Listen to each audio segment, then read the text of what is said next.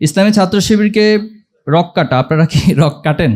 আরেকটা প্রশ্ন, আমরা যদি রক কাটতামই তাহলে দেখুন আজকে যদি রক কাটার সংগঠন হতো তাহলে সবচেয়ে বেশি রক কাটতো কে?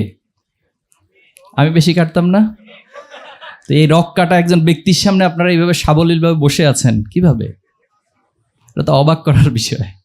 আপনারা তো দৌড়ে পালাই যাওয়ার কথা আছে। যখন আমি এখানে এসেছি মানে স্বাভাবিকভাবে হচ্ছে আপনারা ওই দিক দিয়ে সব দৌড় দেওয়ার কথা, কারণ কি যে বাংলাদেশের সেরা রক কাটা ব্যক্তি এখানে এসেছে, কিন্তু আপনারা না গিয়ে এখানে বসে আছেন। তো এগুলো আমাদের সম্পর্কে আসলে প্রোপাগান্ডা। এগুলো আমাদের সম্পর্কে যখন কোনো কিছু পাওয়া যায় না, এখন একটা মানুষকে কি বলবে? ছাত্র শিবিরকে কি বলা যায়? ছাত্র শিবিরকে খুনি বলা যায় না, ছাত্র শিবিরকে মাদকাসক্ত বলা যায় না, ছাত্র শিবিরকে চাঁদাবাজ বলা যায় না, টেন্ডারবাজ বলা যায় না, দর্শক বলা যায় না। তাহলে কি বলবো? কিছু তো একটা বলতে হবে। গত কয়েকদিন আগে খুব চমৎকার কিছু ঘটনা আর কি। গত কয়েকদিন আগে হাজী দানেশ বিজ্ঞান প্রযুক্তি বিশ্ববিদ্যালয় সিনিয়র জুনিয়রদের মধ্যে কথা কাটাকাটি হয়। এগুলো প্রায় সময় প্রায় ইউনিভার্সিটিতে ঘটে। তো কথা কাটাকাটির এক পর্যায়ে সিনিয়র একটু ধমক দিয়েছেন। তো জুনিয়র কি করছেন, তিনি আগে থেকে যেখানে বাস দাঁড়াবেন ক্যাম্পাসে কয়েকজনকে একসাথে হতে বলেছেন, যেটা হয় কনফ্লিক্ট মুডে। তো আসার পরে তিনি সিনিয়র ব্যক্তি যখন বাস থেকে নামলে জুনিয়ররা ঘিরে ঢোকে তাকে এক ধরনের মানে হিজিং করার চেষ্টা করলেন, এক ধরনের ধাক্কাধাক্কি করার চেষ্টা করলেন। তো ওনার হাতে এক ধরনের টেস্টার, ওই যেগুলো ইলেকট্রিসিটি বা এরকম কিছু একটা ওনার ব্যাগের মধ্যে ছিল। তো উনি আত্মরক্ষার জন্য এটা নিয়ে হচ্ছে একটু মানে নাড়াচাড়া করছেন। তো পরবর্তী আমরা মিডিয়ার সামনে দেখতেছি একজন ভাইয়ের এখানে একটু হালকা ওই যে একটু চিড়ে গেলে যেটা হয় আর কি, একটু দাগ বা লাল হয়ে গিয়েছে। তো উনি এটা দেখে বলতেছেন যে আমার রক কাটার চেষ্টা করা হয়েছে। ঠিক আছে, খুবই অবাক করার বিষয়টা আবার ছাত্র দলের আমাদের ভাইদের কেন্দ্রীয় পেজ থেকে কেন্দ্রীয় দায়িত্বশীলরা শেয়ার করতেছেন যে শিবির রক কাটার চেষ্টা করছে। এরপরে বলা হয়েছে, সাংবাদিক প্রশ্ন করছে এটা কে করছে? বলছে আমার এক সিনিয়র করছে। তিনি কে? তার রাজনৈতিক পরিচয় আছে, তিনি সম্ভবত শিবির করেন। এই হলো আমাদের বাস্তবতা এবং আমরা এর মধ্য দিয়ে যাচ্ছি, দুর্ভাগ্য আমাদের জন্য। তো আমরা দোয়া করি যারা এগুলো বলেন আল্লাহ তাদেরকে হেদায়েত নসিব করুক, আমিন। আমরা প্রশ্নোত্তর শেষ করি। আচ্ছা, না হলে বলি, আপনাদের গরম তো অনেক বেশি, শেষ করা প্রয়োজন।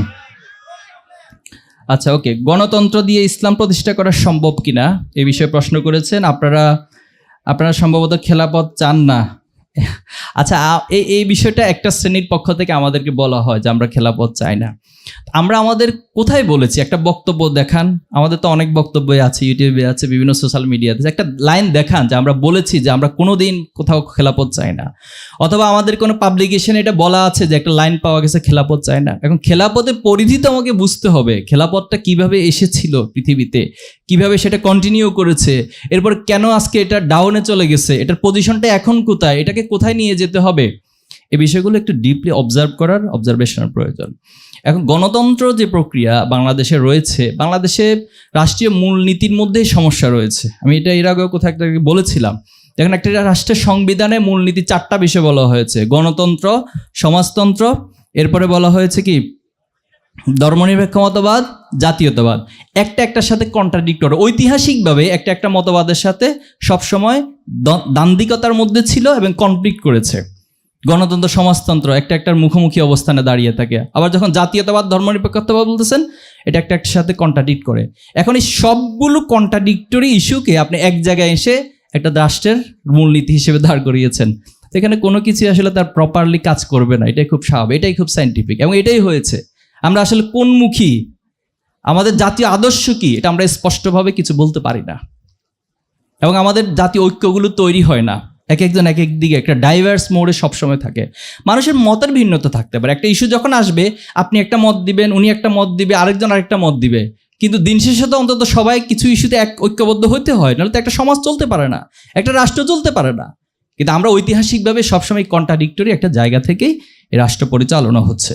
তো সে জায়গায় গণতন্ত্রে প্রচলিতভাবে যেটা বলে, অনেক কিছু ইসলামের সাথে মার্চ করে। এটা একটু খেয়াল করতে হয়, আমাদের একটু ডিপলি বোঝার চেষ্টা করতে হয়। যেমন গণতন্ত্রের একটা বিষয় হচ্ছে মত প্রকাশের স্বাধীনতা। এখন প্রশ্ন হলো, ইসলাম কি মত প্রকাশের স্বাধীনতাকে প্রমোট করে না? অবশ্যই করে। ইসলাম যেটা বলেছে, ওয়াশাবিরহুম ফিল আমর ফাইজা আযামতা ফাতাওয়াক্কাল আলাল্লাহ, যে কোনো একটা কাজ করতে গেলে তুমি সবার সাথে পরামর্শ করো। আল্লাহ রাসূলুল্লাহ সাল্লাল্লাহু আলাইহি ওয়াসাল্লামকে আপনি পাবেন, তিনি সবসময় পরামর্শ ভিত্তিকভাবে কাজ করার চেষ্টা করতেন। সাহাবা আজমাইনদের সাথে কাজ করতেন, পরামর্শ করতেন।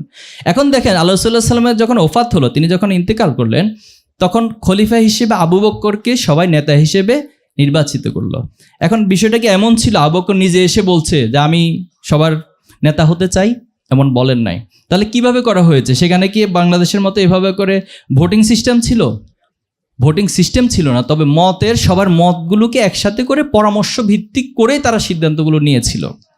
এখন একটা সমাজে আপনি একটা আদর্শ প্রতিষ্ঠা করবেন, কিন্তু সেই সমাজের কেউ সে আদর্শকে গ্রহণ করতে চায় না, তাহলে আপনি কি সেখানে সে আদর্শকে চাপিয়ে দিতে পারবেন? পারবেন না।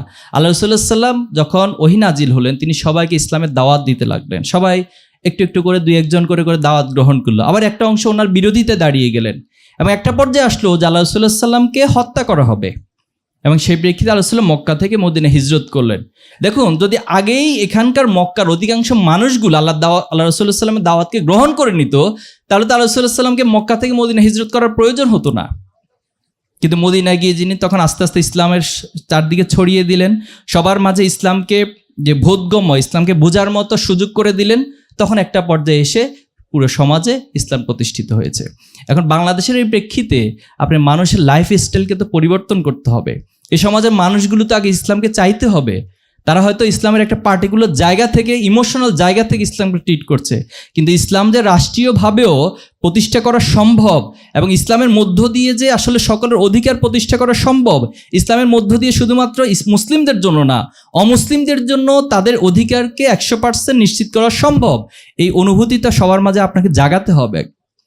সেই জায়গাটা তো সবার মাঝে প্রতিষ্ঠা করতে হবে, দেন সকলের ঐক্যমতের ভিত্তিতেই সেখানে ইসলাম প্রতিষ্ঠিত। এই জন্য আমাদের জায়গা থেকে কথা হচ্ছে গণতন্ত্রের মধ্য দিয়ে মানুষের যে মত প্রকাশের স্বাধীনতা, সকলের সাথে পরামর্শের ভিত্তিতে যে বিষয়গুলো, এগুলো ইসলামের সাথে মার্জ করতে হবে। গণতন্ত্র একটা জায়গায় যে তারা জনগণের সকল ক্ষমতার উৎসব, এখানে কিছুটা কন্ট্রাডিক্ট রয়েছে। সকল ক্ষমতার উৎসকে আল্লাহ তাআলা, আর মানুষ হচ্ছে আল্লাহর প্রতিনিধি হিসেবে আল্লাহ যতটুকু ক্ষমতা তাকে দেন তিনি ততটুকু অ্যাপ্লাই করতে পারবেন।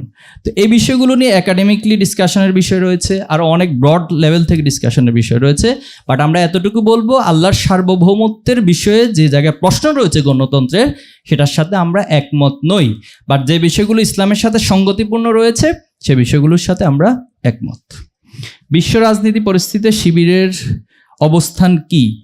আমরা কি বাংলাদেশের মধ্যে সীমাবদ্ধ থাকব?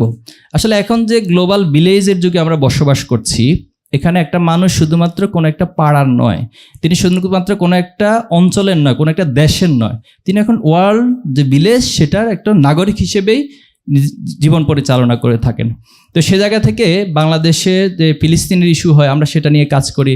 এছাড়া ইস্যু যে ওয়ার্ল্ড অর্গানাইজেশন রয়েছে সেখানেও আমরা সেটা সদস্য হিসেবেই কাজ করি। বার্ষিক বিভিন্ন কনফারেন্স সব বিভিন্ন ইস্যুতে আমাদের সবার সাথে যোগাযোগ রয়েছে এবং আমরা কোঅপারেশন করি। আমরা মালয়েশিয়া, টার্কি সব বিভিন্ন জায়গায় যখন যেখানে কনফারেন্স হয় এবং আমাদের সদস্য সম্মেলনও বাংলাদেশের বাইরের বেশ কিছু সংগঠন, ছাত্র সংগঠন, ইউথ অর্গানাইজেশন তারা আসে। তো এভাবে করে আমাদের ভিতরে একটা কোঅপারেশনের মধ্য দিয়ে আমরা আমাদের কাজগুলো পরিচালনা করি।